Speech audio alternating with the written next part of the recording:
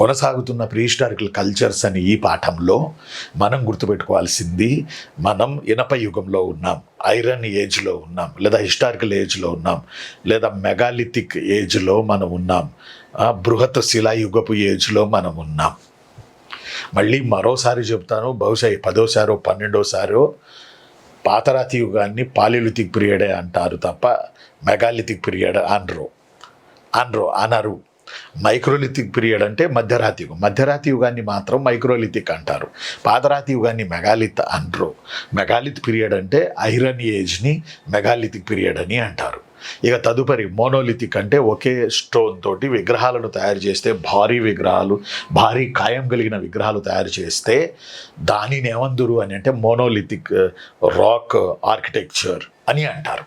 కాబట్టి ఇప్పుడు మనం ఆంధ్రాలో ఈ ప్రీహిస్టారికల్ పీరియడ్కి చెందిన ప్రదేశాలు ఏ ప్లేసుల్లో ఏమి లభించాయి, ఈ లభించిన దాన్ని బట్టే కదా ప్రీహిస్టారికల్ కల్చర్స్ అనే పాఠం ఏపీ హిస్టరీలో మనకు తయారైంది, లేకపోతే తయారవ్వదు కదా.